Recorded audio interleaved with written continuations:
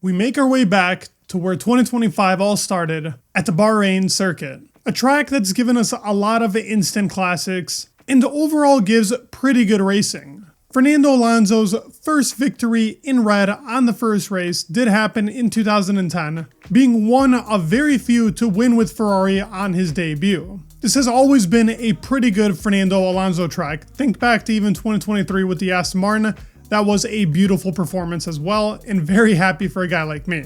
And at the start of these regulations in 2022, we had that amazing battle between Max Verstappen and Charles Leclerc, where they went back and forth, putting in mind games into what is typically a pretty easy overtake and drive off into the distance. This is when these regulations were working at their best. I wish we could keep this. And actually, there was a live stream where Tomo was talking about it, and I think it would be a good suggestion if they continue to tweak these regulations throughout the whole period from start to finish, making little changes so we have less dirty air and cars can follow more closely, continuing into each year. And while it didn't happen on this track layout in Bahrain, Checo got his first ever victory, and while he isn't in the sport, we gotta commend what a performance that was. At some point being at P20, coming back to P1 in that racing point was incredible, and it actually saved him a seat that season with the Red Bull team, where ultimately the end of his career ended up happening. But I think we're gonna see him back in Cadillac. A lot of rumors surrounding that, and I think it would make a lot of sense. Very hard to forget in 2014 when Lewis and Nico were going at it. Very similar to that of the Leclerc and Verstappen fight in a different fashion. But Bahrain always gives us a good race. Whether there's a lot of people leading in the front or not, the way that the track is set up, it's very dependent on tire degradation and whether the teams can nail the setup to actually be able to go for those overtakes and have longevity in those tires to make the overtakes. The track is one of the toughest on the calendar when it comes to tires, but it's not because of the wear or graining. It's actually thermal degradation, especially in that rear axle, so the car becomes a lot more loose towards the end of those stints. And while it is an old track, it's still very abrasive and gives a lot of good grip when putting on a new set of tires. But as I said, it's about the longevity. How long you can go for while keeping a very high pace will be the determining factor of a good result for that team. Now, like Japan, we have the C1, C2, and C3, so the hardest tire compounds.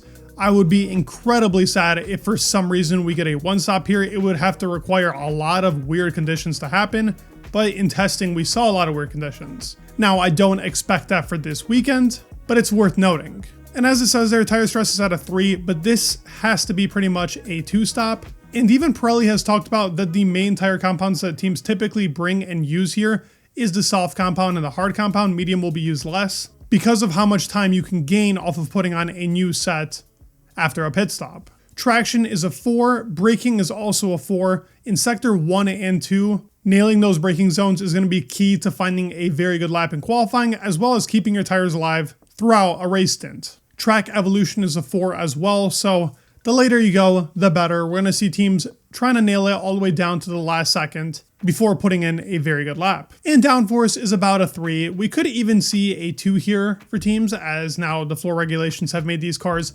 extremely sticky to the ground. But teams have a very good idea of the best setup here, as we do have the testing always here from season to season. But there are some upgrades being brought here, Ferrari being the biggest one. And Aston has talked about bringing parts as well, so we'll see what teams do and how they compromise their setups to achieve their best overall balance. Now let's talk about a lap around what I would say is a very beautiful track. Starting off on the main straight, making our way down to turn 1, most overtakes will happen here as it is a very heavy braking zone. We're going to set up the corner going as left as possible, taking a bit of curb, taking it here as well into turn 3 and using as much of the track as possible. We will have DRS here as well. We saw Leclerc make that overtake on Verstappen before here in turn 4. Understeer gets introduced very heavily as the race goes on and as tires degrade. Now into sector 2, we start off a bit of a high speed sector. Will be pretty tricky for the Haas. You want to try avoid taking the curbs, and as we make our way into turn 8, traction is tricky. We're going to get a bit of oversteer. Most drivers will. And now we go into turn 10, famously known as one of the hardest, if not the hardest, corners to nail in a qualifying lap and in general through a very long race stint. Alonso made his great overtake on Lewis there, but that introduces us into another high-speed sector here in Bahrain. As the tires degrade, this sector becomes slower and slower for drivers in race pace, and qualifying looks lightning. And there's a lot of bouncing through this sector as well as we make our way into the last sector of Bahrain. Pretty much just as straight. Not too many overtakes are going to happen here, but it is very important that you nail this last part to set up your big DRS sector down that main straight for a qualifying lap, as well as if you're trying to go for overtakes in the race like most of these drivers will. But with that out of the way, we can talk about predictions. And yes, I have brought back worst teams and best teams. You guys have been asking about it in the comments. I've caved in. Let's do it. I do like talking about this as well. Let's start off with the 3 worst teams coming here into Bahrain. I think this becomes harder and harder into every single season, especially now 2025. You could throw up 5 different teams into the worst teams, and that doesn't necessarily mean they're going to be off the pace. I just mean they're going to be the 3 worst out of the 10 teams that we have. I think it's pretty obvious which team to me is a P10 in the constructors. Will probably be that throughout the whole season, as they have improved, but I do think the Sauber is still the worst team. Not by much though. They kind of surprised me in Japan. I thought they would be way off of the pack. They weren't. They were kind of close. Nico wasn't bad, neither was Gabriel, but I do believe them to be P10. I think that rear degradation is really going to kill them there. And I think Alpine is going to be somewhere close behind in 9th. A lot of people were overhyping this team when they saw them in preseason testing. I never thought we saw a very good car there. They're probably going to have a better setup. I expect this to be extremely close. Like, I mean, in qualifying, I don't think there's going to be a second between P20 to P1 unless there's a mistake in there. At some point in Japan, we actually only saw 6.5 tenths be the difference between P14 to P1, the others being Sauber and Alpine that were further behind. I expect it will be even closer in Bahrain. And the last team, it's very close. I could throw in a couple others, but to me it's Haas. The team still struggles in high-speed corners. They were losing about a second somewhere there in Japan to the bigger teams, which is just insane to think. And yes, there isn't as many high-speed corners here in Bahrain, but bouncing was also a problem, and this track can produce a lot of bouncing if you don't get the setup correctly. I still believe Haas to be a points-fighting team. I actually even think that Alpine can fight for points. Maybe not Sauber, but it just shows you how close it is even amongst the worst teams. Now for the best teams, we're going to go from P1 to P3. It's going to be obvious here. Guys, if it's tire degradation, McLaren is still king right now out of the top 4, or whatever you want to call it, top 3, and Max Verstappen. So for me, McLaren will be the top dog here, but I think closely following behind, it will be Mercedes. They showed that they were very good during preseason testing. I even put them up there as ranked number 2. The balance of the car is super strong.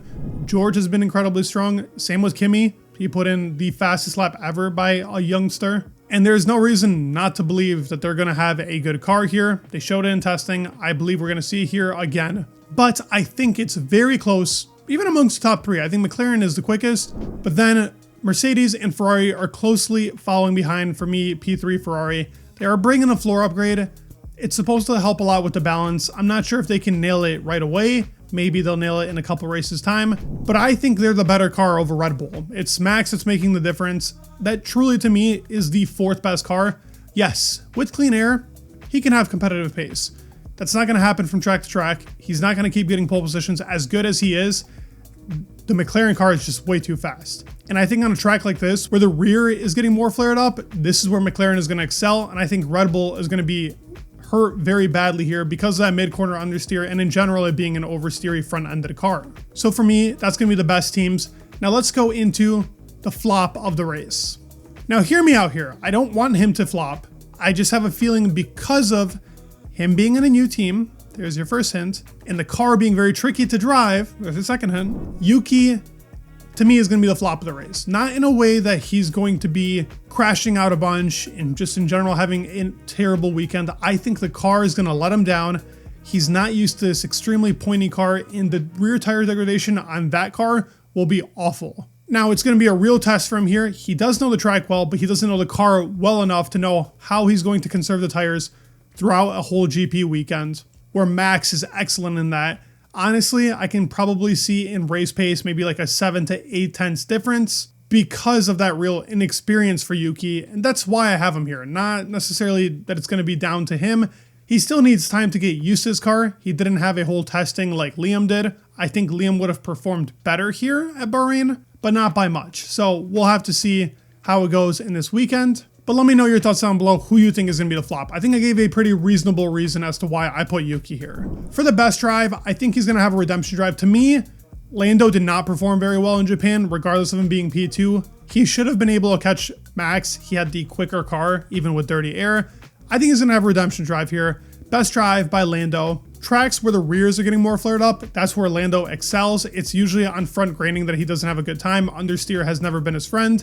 On these more oversteery tracks, when the tires are in that degradation period, he has done extremely well. I expect that to be the same in 2025. Lando for best drive. Now for the Unchained driver, I cannot believe this is a statistic, but other than a sprint race, the Ferrari car has not been up on the podium. In Australia, they didn't make it. In China, they did not make it. And in Japan, while he was P4, it wasn't on the podium. But Leclerc is going to be my surprise driver for this track. As for my surprise team, it's going to be Aston Martin, which will put up a very good fight with Williams and Racing Bulls. I believe they will come out with the most points out of the midfield this weekend, which is a bold take, but with this car, they've improved that rear tire deg, and Alonso is phenomenal around this track. Now going over the top 5, and even though I have them as the second best team, it's going to be very close, and I just put up a couple other drivers that I think are going to make the difference. To me, George Russell is going to be P5, very closely following behind. Max, who I think is going to be in P4, putting up what I think is going to be a dog of a car here into a way higher position than it probably belongs.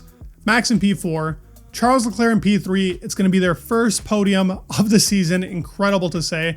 And will it even come true? I don't know. My predictions have been pretty far off so far in 25. I believe I'm right this time. Leclerc in P3, and then we got the McLaren boys in P2 and P1. Got Oscar in P2. It's going to be a tricky track for him because of that rear tire degradation. I think Lando excels when the tire wear is stronger, but this is going to be a good track for Oscar to prove yet again to us that he can control it and have a better race. In Japan, he was the quicker driver, I think by a decent amount. If they would have changed, Oscar probably could have caught Max, but that's a lot of ifs, and I don't really need to go into that too much. Oscar in P2, Lando in P1. That's my top 5 for Bahrain. I'd love to hear yours in the comments down below. Also, let me know what you guys thought of the lap. Do you guys want this, or do you guys want when I'm doing a live lap? I could even add it at the end of the video, typically, maybe my fails and outtakes. But let me know. I want to hear more comments. I'll even put up a poll on the community post. But leave a like, subscribe. It would mean the world. And peace.